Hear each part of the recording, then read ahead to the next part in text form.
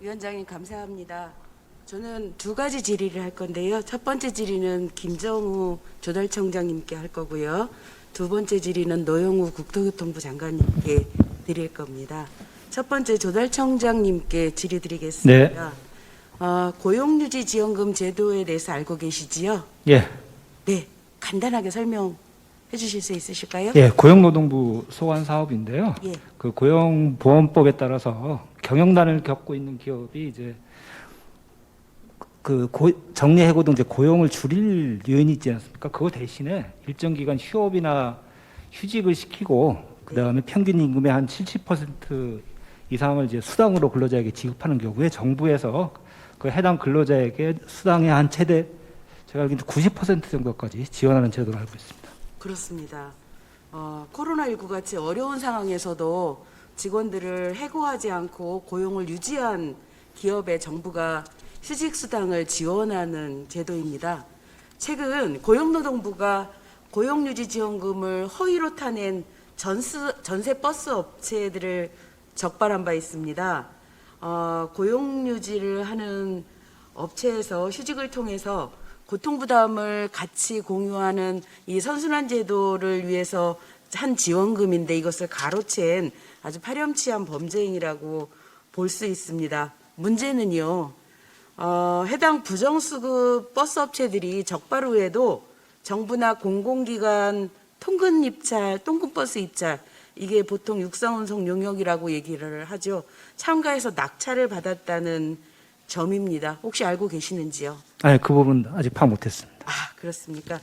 고용지원금 불법 수급 적발업체의 사례들을 좀 보겠습니다. 근로자 대신 지입차주를 근로자로 허위 등록시켜서 지원금을 가로챈 경우도 있고요. 그 다음에 정상적으로 일하는 근로자들을 휴직 처리해서 불법 수령하고 이것을 페이백 받는 형태로 또 불법으로 이용을 했죠. 그리고 이런 지원금을 받기 위해서 업체가 제출한 출퇴근 관리대장과 그 다음에 휴업 대상자 휴업 내역을 허위로 작성한 경우도 발견되었습니다. 지금 고용유지지원금 불법 수급 적발업체 대부분이 중대형 규모 버스 회사로 나타났어요. 보유 차량 등의 규모가 클수록 낙찰받기 쉬운 구조로 되어 있고요. 그래서요. 청장님께서는 이 같은 부정수급 업체들이 공공물량 입찰에 참가하고 낙찰받아가는 것에 대한 문제점이 혹시 문제점에 대해서 인식하고 계실까요? 예, 지금 말씀 주신 것을 저희가 충분한 문제점을 인식하고 있고요. 특히 공공조달 규모는 연간 한 176조 됩니다. 그래서 GDP의 9% 이상을 차지하고 있는데요. 최대 규모의 이제 구매자이자 정부가 모범 구매자로서 이러한 기업에 대해서는 사회적 책임을 유도해야 할 필요가 있다 이렇게 생각하고 있습니다. 그렇습니다. 공공기관 통근버스 같은 육상 운송 용역 입찰의 경우에는 일반 용역 적격 심사 세부 기준을 통해서 낙찰자를 결정을 합니다. 그런데 2017년도 5월 달에 이 세부 기준을 개정을 했어요. 그 개정한 내용 혹시 청장님 알고 계실까요? 예, 그 고용 개선 조치가 미흡한 기관에 감점을 주도록 하는 조치를 했습니다. 그렇게 하고도요. 가장 중요한 것은 이 전세버스 운송업자들이 가장 어려워하는 부분이 차량 연령을 갖다가 3 내지 5년으로 규정을 하기 때문에 5년이 지나면 입찰을 할 때 아예 제로점을 줍니다. 그렇기 때문에 5년이 넘은 차들은 반드시 새 차로 교체해야 되는 그런 부담감이 있었어요. 아예 입찰 자격이 안 됩니다. 그런 차량 연령을 갖다가 대폭 완화해 준 거죠. 대폭 완화해 준 거예요. 아마 사업자들이 처한 어려움을 정부가 알고 이에 대한 그 어려움을 반영해 준 결과라고 생각을 할 수 있는데 이거는 사실 이용자들의 안전을 담보로 한 결단인 거죠. 그렇다면 거짓으로 정부 지원금을 타는 버스 업체 또한 입찰을 제한해야 되는 거 아닌가라는 생각을 하거든요. 만약에 차량 제한 완화의 혜택을 입은 버스 업체가 버스 업체 중에서 정부 지원금을 부정하게 타낸 업체가 있다라고 하면은 이거는 문제가 되는 거 아니겠습니까? 기준 완화도 받고 혜택도 받고 부정수급도 했으니 이거는 큰 문제가 되는 거 아니겠습니까? 예, 의원님 지적에 전적으로 동감하고요. 그래서 오늘 고용노동부 장관님하고 좀 협의를 해봤습니다. 그래서 네.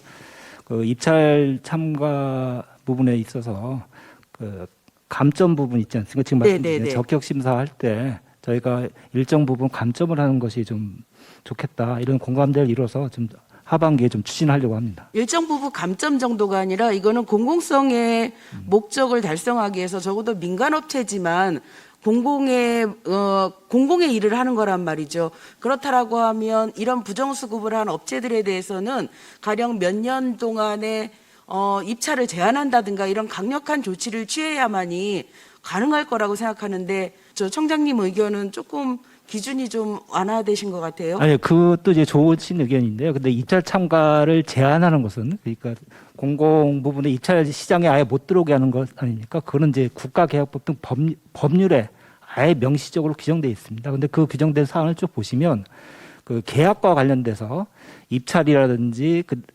그럴 때 사기를 한다든지 담합을 한다든지 그다음에 계약 이행과 관련돼서 사기를 친다든지 그런 부정한 행위로 이행을 한 경우에 그런 계약과 관련된 부분에서 이제 규정이 돼 있어서 그 기업의 자격과 관련되는 부분은 지금 현행 법 체계상 그 적격 심사를 할 때 감점을 주거나 가점을 주는 이런 행태를 운영하고 있어서요. 그 부분은 좀 국회에서도 더 논의를 좀 해보셔야 될 텐데 지금 상황으로서는 좀 그렇게 좀 판단을 하고 있습니다. 네, 감점이나 가점을 줄 때 특히 이런 부정수급과 관련해서 공공연하게 국민의 세금을 착복한 기업에 대해서는 가차 없이 제로점을 주는 게 뭐 입찰 제한은 못한다 하더라도 가차 없이 제로점을 주는 게 저는 맞다고 보고요. 이런 것들이 건전한 시장 경제에 천병 역할을 할 것이라고 저는 생각합니다. 그러면 지금 조달청에서는 고용노동부로부터 이 사안에 대한 그 결과 보고를 혹시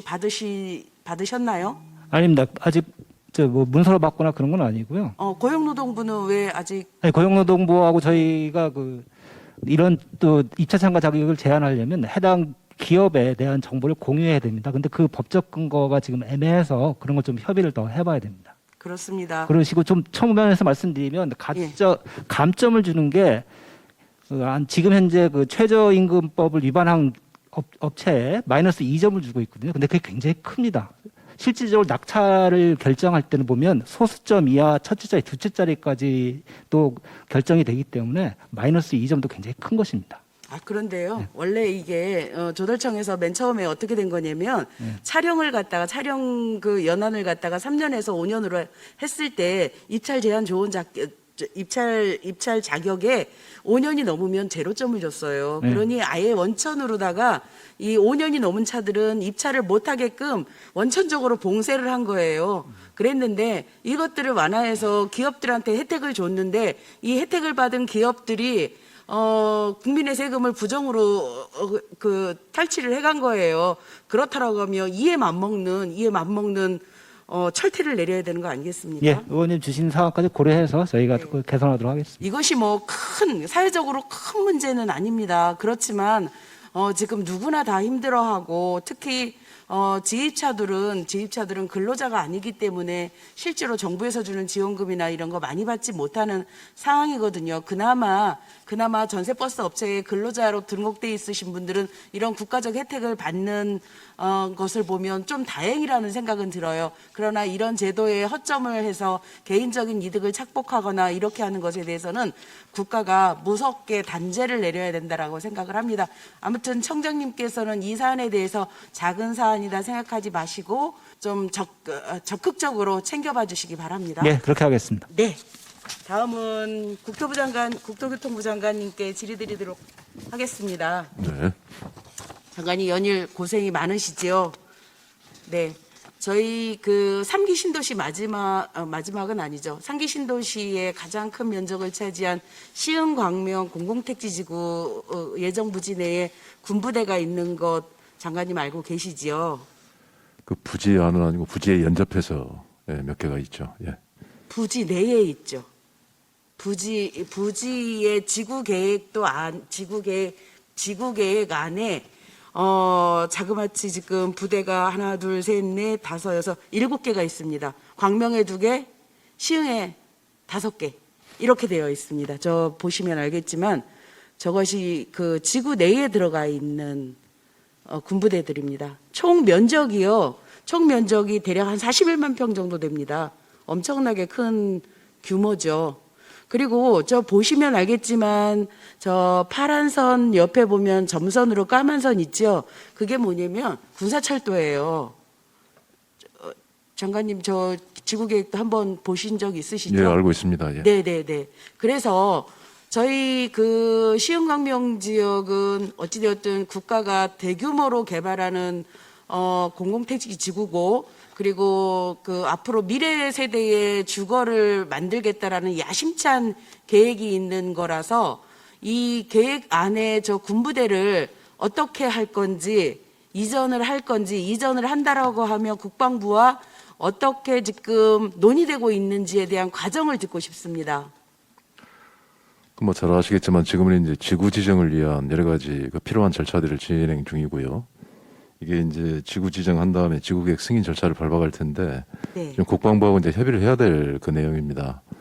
그래서 지금 중간에 관통하고 있는 그 군사철도를 이전하는 문제, 그 다음에 그 인접하는 부대의 문제인데 그 뭐 잘 아시는 것처럼 요즘 군부대를 이전을 한다는 게 의지가 있어도 부대가 이전할 그 대체 부지가 있어야 되는데 그거를 찾기가 쉽지 않은 그런 상황이고요.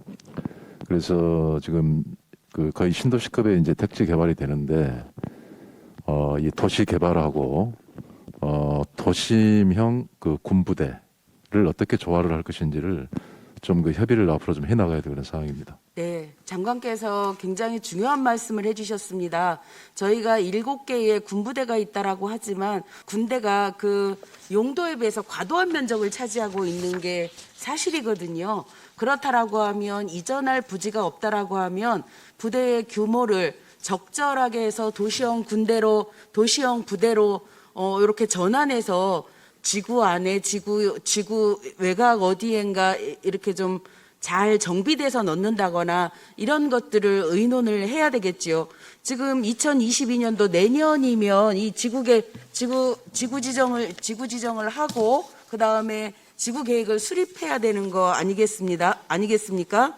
그러면 그 안에 이 국방부와 충분한 논의가 있어야 되는데 아직 시작을 하시지는 않은 거죠. 예, 아직 뭐 그 구체적인 얘기를 할 단계는 아직은 아니고요. 또 상대가 있는 부분이니까 좀 조심스럽게 얘기를 했으면 어떨까 싶습니다. 네, 그렇습니다. 이거는 문재인 정부의 가장 야심찬 택지 공급 정책이고요. 이 시흥광명 공공주택이 성공하느냐 안 하느냐에 따라서 집값에 대한 부동산 가격에 대한 변수가 작용하는 거라서 이 시흥광명에 각별히 쏟는 정부의 애정이 깊을 거라고 생각합니다. 따라서 국방부가 무조건 되고 우리는 군부대 이전 못해라고 할 수 있는 상황은 저는 아니라고 봅니다. 그래서 전체적으로 장관께서 키를 좀 주시고 국무회의에서라도 이 문제를 좀 의제화하셔서 대통령께 보고도 드리고, 그리고 과도한 면적을 갖고 있는 이 부대 내 면적을 좀 축소하고, 가장 좋은 것은 이전하는 방법이죠. 그렇지만 요즘 군부대가 기피시설로 인식이 되어서 받으려고 하는 지자체가 아마 없을 겁니다. 그렇다라고 하면 내 지역에 있는 기피시설 빼서 다른 지역에 넣는다라고 하는 것이 아주 좋은 발상만은 아닙니다. 그렇다라고 하면 현재 있는 위치 내에서 가장 적합한 지역을 찾아서 면적을 컴팩트화하고 거기에 최신 부대를 이렇게 시설을 통해서 부대의 기능을 할 수 있도록 조치를 취해야 된다라고 생각을 합니다. 그렇게 해주시겠습니까? 예, 의원님 그 취지는 잘 제가 알겠고요. 근데 이제 국방부와 군부대의 입장이라는 것도 있고, 통상 이제 저런 문제를 우리가 협의해나가고 처리할 때 그 해당 그 지자체의 입장도 굉장히 중요합니다. 그래서 이제 서로 그 한쪽의 주장만 일방적으로 하는 것보다는 아마 이렇게 서로 그 좋은 대안에 다다를 수 있도록 서로 입장을 좀 이렇게 양보하고 조율하는 그런 과정이 중요하다는 말씀드립니다. 네, 장관님 말씀 맞습니다.